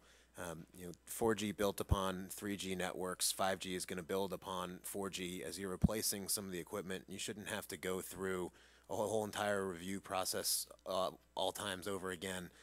If the land has already been disturbed, if you're on top of a roof that's already been studied and you're swapping out an antenna, it doesn't seem to make any sense to have the cost, the expense, and the delays that go along with going through the permitting process again. Very good. That's what I like to hear. Representing an area always under threat by hurricanes and storms, I regularly worry about continuity of emergency communications and systems, as you can imagine. And while we should try to stick to the transition schedule set out for repack, we should not unnecessarily threaten an area's public safety communications if it's within our control. Mr. Leggett, in your testimony, you mentioned that a station was able to be reassigned to a later repack phase after it became clear it would not meet the deadline due to circumstances outside its control. Can you further describe the process that the station and the FCC went through in order to get this that reassignment, and how much notice of the move was given to the station before the Phase 1 deadline? I think that's very important. So if you could answer that, I'd appreciate it. Thank you for the question. And obviously, as we proceed with this repack process, this, from the broadcast industry's perspective and the perspective of our viewers, is the critical one. The station's preparations for these moves have been underway for over a year at this point. And so as stations became aware, and there were 11 of them in the first phase that were unable to meet their deadlines, they were working very, very closely with the FCC as well as with the NAB to keep everyone informed of issues that were arising and the potential for an inability to meet the deadline as it got closer. Over the few weeks leading up to the final deadline, formal petitions were filed with the FCC for waivers of those deadlines, and as it relates to Phase 1, all of those were granted and stations were moved to either Phase 2 or Phase 3. I think our real concern as we move forward here is that those waivers were granted, and they were all circumstances where the move to a subsequent phase did not impact another station's ability to move in that phase. That is going to become more and more difficult as we move forward here, but from the industry's perspective, we are looking for an assurance, and the relationship with the FCC has been a constructive one in this, that no station is going to be forced off the air regardless for an inability to comply with a deadline for reasons outside its control, and that communication with the FCC is ongoing. Wow, that's good to hear. I appreciate it very much. And thank you for your service, Madam Chair, on this committee and in the House. I yield back. Gentleman yields back. Mr. Ruiz, you're recognized. Thank you. Today I want to talk about broadband access issues in tribal lands on Indian reservations. Today's hearing is critical because it is an opportunity to do a progress report on the administration's implementation of one of the committee's most important bipartisan achievements, the BAUM'S Act. It's especially important to me because it included my legislation, the Tribal Digital Access Act, which, if implemented properly, will take real concrete steps toward bridging the digital divide in tribal communities while helping neighboring non-tribal communities as well. Under the Tribal Digital Access Act, the FCC is required to have completed an analysis of broadband coverage on tribal lands by the end of March, less than 4 months from now. Yet, to date, my office has yet to have any interaction with the FCC to review the methodology of that ongoing study, nor have we learned of any tribes having been consulted. This is especially concerning given the recent Government Accountability Office report that found the FCC's mapping data is overstating broadband access on tribal lands and that they lack a formal consultation process for tribes to provide their input. Following that report, Ranking Member Pallone and I wrote to the FCC asking how they plan to fix the deficiencies identified by the GAO study, as well as for an update on its effort to comply with my tribal digital access in BAUM'S. That was more than a month ago, and we have yet to receive any reply, and that is simply unacceptable. And I'm saying this as well in good faith with our ranking member of this committee, who will soon be the chairman of this committee, to take note so that we can take this issue up during the next Congress. It is becoming abundantly clear that this FCC does not respect the treaty and trust responsibilities of the federal government to federally recognize tribes, nor do they view the accurate accounting of broadband service on tribal lands as a priority at all. And I'm not prepared to allow the FCC's inaction on this issue prevent us from making meaningful progress to bring broadband internet to tribal lands and the surrounding communities. And I say all this to make sure that we're on the record so that when we do address this issue in the next Congress, that we have a trail behind us leading up to some important questions that need to be asked. However, for this panel, I'd like to ask Mr. Donovan your perspective on this important issue. Based on your experience working with carriers in both rural and tribal land, to what extent are the barriers to broadband deployment, such as distance or unfavorable market conditions generally, the same barriers to deployment on tribal lands? Thank you for the question, and you're right, they are the same problems magnified by lack of communication in some cases. What we have found with our members that provide service on tribal lands, also in partnership with tribes as well as tribal members that we have, we share your frustration at the lack of reliable data over where coverage exists, because it makes it very challenging to use different grant and subsidy programs to build out that service if we can't identify where it's needed. Going forward, some of the other things in BAUM'S Act that could help with that include provisions on freeing up spectrum in rural areas that would include tribal areas to make sure that spectrum that is licensed for mobile broadband use but is not being used in those areas, that we can try and find some incentives so that carriers and tribes that do want to use that spectrum can put it to use to serve people. What are some of the unique challenges that tribes face? So some of the unique challenges, and we've been pleased at finding some unique solutions, include making sure to respect the historical elements that are in place. So a good example that we have with a member that works with the Navajo Nation was having trouble finding an ideal place to locate the cell tower. And working with the tribe and with the SHPO, we're able to figure out a design that masked the cell tower as a chimney on a pueblo. So it doesn't disturb the appearance of the area, but yet provides the connectivity that they lacked beforehand. And I'm sure some very important cultural relevant sacred sites, burial grounds perhaps. Absolutely. And similarly, do you have any ideas for how the FCC can address these changes in order to fulfill the second requirement under the Tribal Digital Access Act to complete a rulemaking that will address the broadband access disparity in these communities? Do you have any recommendations? You know, as the FCC moves forward with that proceeding, I hope that they do look at in all of the above solutions. We really need to make sure we have all the tools available to make sure that we expand broadband, particularly in difficult, rough terrain and hard to serve areas. Thank you.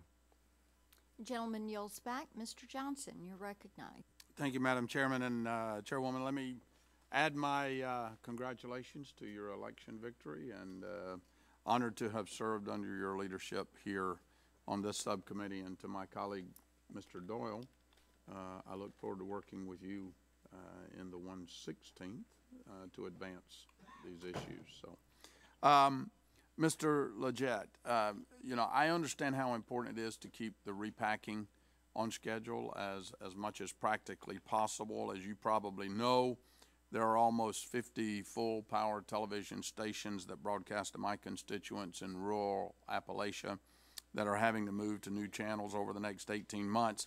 That doesn't count the host of translators, which we need in Appalachia to make sure that the over-the-air television signals get to homes in our very mountainous rural areas. I know that the FCC has granted waivers for 11 stations in the first phase that were not able to meet their move deadlines because of weather issues or because of the shortage of tower crews.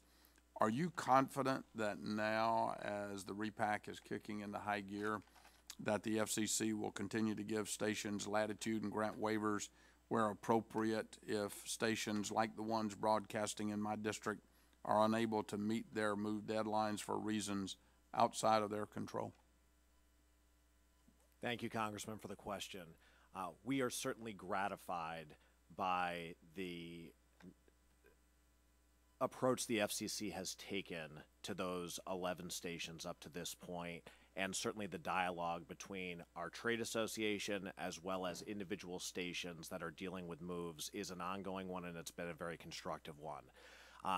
But we clearly see that this repack is only going to get more complex as it moves forward, and we do not have assurance as to how every one of those individual stations, the 50 that you just cited, are certainly top of mind, how the FCC is going to approach each of these individual waivers. I would just simply urge you and other members of this committee to remain engaged with the FCC as well to ensure that they are taking an approach to each of those individual stations that ensures that no one is going to be forced off the air for reasons outside its control, and you've got a commitment from the NAB and our industry that we will do everything within our power to complete these moves as quickly as possible. Yeah, an old country saying where I'm from, you can't get blood out of a turnip, you know, and there's only so much you can do when you don't have tower crews and the weather is prohibiting. Something has to give in those cases to make sure that those television stations can continue to broadcast. So I appreciate your answer. Mr. Donovan, as you know, we share an interest in improving the quality of our broadband maps, and that there's a lot of bipartisan concern that what's being produced now in terms of broadband maps is inadequate. That's why I introduced the Mapping Now Act, which was included in Ray BAUM'S Act to require NTIA to resume the national broadband map to accurately identify those areas that lack broadband coverage. In terms of data, in your view, how can we do better? Is the FCC's reliance on Form 477 data so flawed that we need an alternative, and does the work NTIA is doing hold the promise of something better? Thank you for the question. And so I think Mobility Fund is itself an example of why Form 477 data is not adequate for it. The requirements of the Mobility Fund required a unique data collection to start with should have been a better map. It did standardize some factors, but we clearly now know that did not go far enough, and that map is also fatally flawed. I think we need to continue to work towards standardization so that you do have a reliable map that actually looks like the experience that you have in your district and your constituents have. Because I remember when we first met and looked at that map that you couldn't believe your eyes looking at what it showed there was service. Yeah, it's crazy. Well, you know, Ray BAUM'S Act included a number of actions to bridge the digital divide, and that's really what we're talking about here. As we look into the next Congress, what challenges do your members still face in terms of ability to move rapidly, deploy and service unserved rural communities, and how might we be more helpful? Sure. Quickly. The quick answer, what do consumers in rural areas want out of 5G? It's the same thing that everyone else does, of low latency, high speed networks that are going to provide all this range of new services. Right now, my constituents would settle for 1G, you know, in many places because they don't have a G.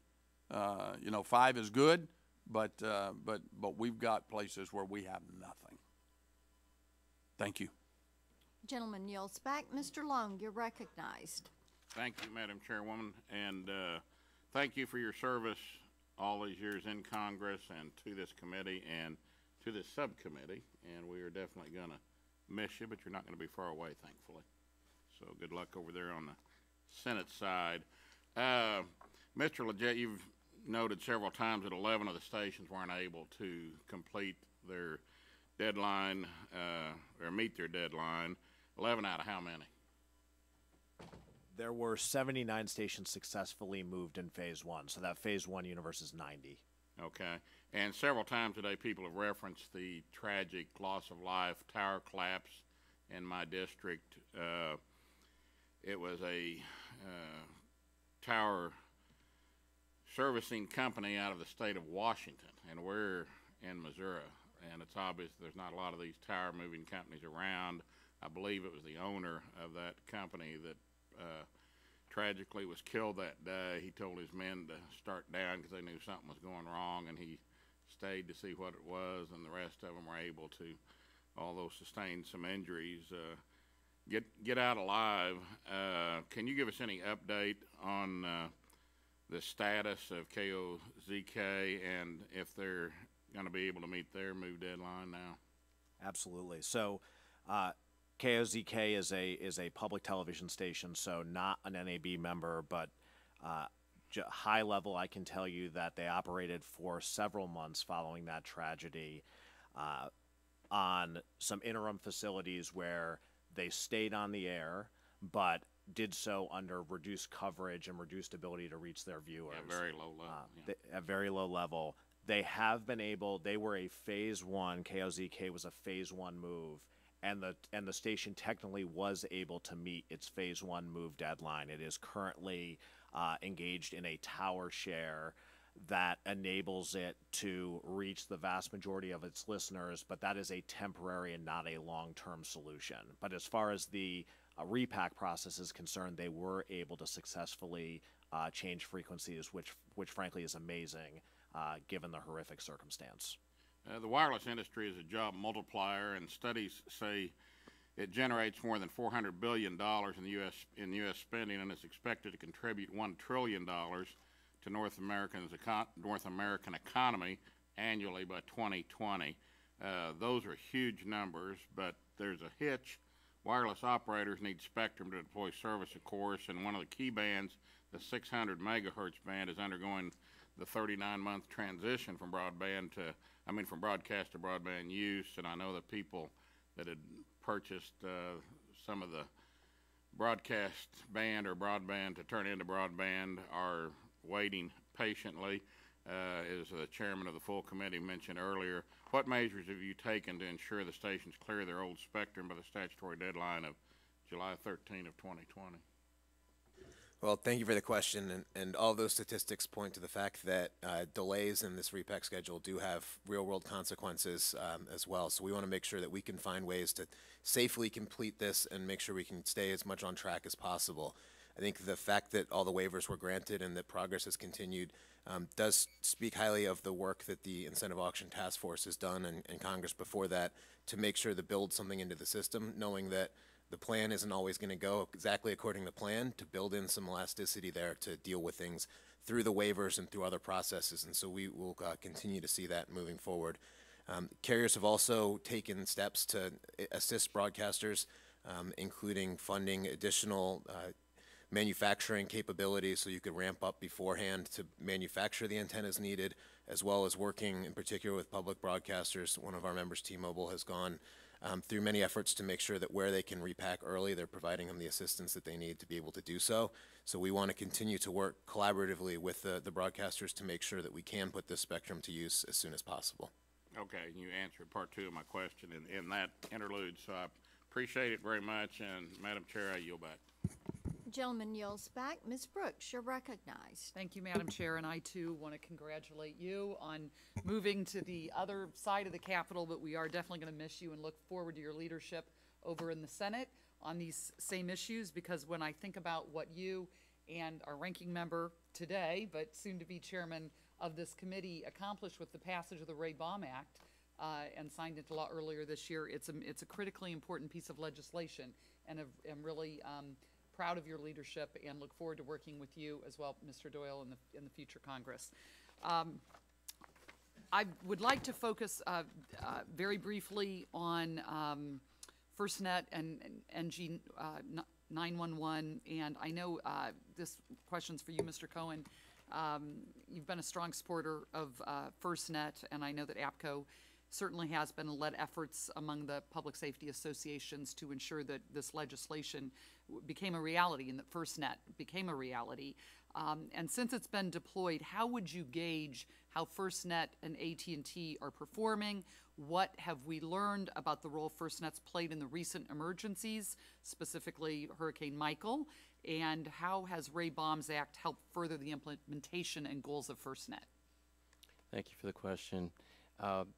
We're very pleased thus far with the progress of FirstNet and its partner AT&T. Congress recognized the need to solve an interoperability problem and the need to bring first responder communications into the 21st century. And FirstNet is delivering on the promise of the legislation that created it and everything that Public Safety United had asked for. The other impact we're seeing, like with the disasters, is that there is a new focus on public safety communications by a new service provider, that being FirstNet, built by AT&T. So you're seeing more attention and focus on prioritization of restoration of service, on deployables being dedicated solely to solve public safety problems, devices, et cetera.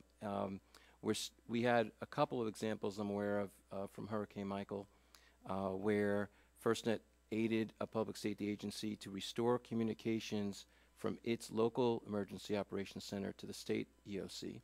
That's clearly very helpful. It helped to restore wireless service in the area, and it also helped restore a piece of 911 that had failed, a connectivity piece, such that consumers who couldn't actually call 911 because the 911 facility was down could call a 10-digit number that the 911 center was able to broadcast out to the members. Okay. That wireless number was supplied by FirstNet.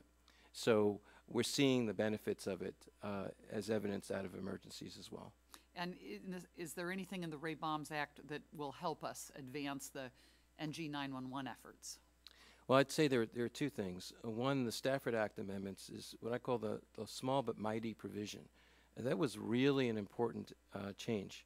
And the fact that it enables now a range of service providers to enter disaster areas and restore service benefits FirstNet, it benefits all public safety agencies, it benefits the public. The other part that I would highlight is the part on dispatchable location. The fact that the FCC has been asked to start a proceeding. Dispatchable location is the door to kick down. It's the gold standard for 911 location. And that will help not only in today's 911 environment, but certainly will dovetail well in a full next-gen environment. Okay. Thank you. I have no further questions. I want to thank Madam Chairwoman for putting a focus on public safety communications as you have during this year. With that, I yield back. Gentlelady yields back, and that concludes our questions. There are no further members to ask questions, so we thank you all for being here with us. Before we conclude, we do have our unanimous consent documents. T-Mobile's 600 megahertz deployment in Oregon from Chairman Walden. T-Mobile's coverage enhancement plan for Oregon from Chairman Walden. A list of cities and towns where T-Mobile has deployed 600 megahertz from the chairman, and the FCC's draft communications marketplace report from Mr. Doyle. All submitted without objection, so ordered. And pursuant to committee rules, I remind all committee members that they have 10 days in which to submit their questions, and you all have 10 days in which to respond to those questions. There being no further business, the subcommittee is adjourned.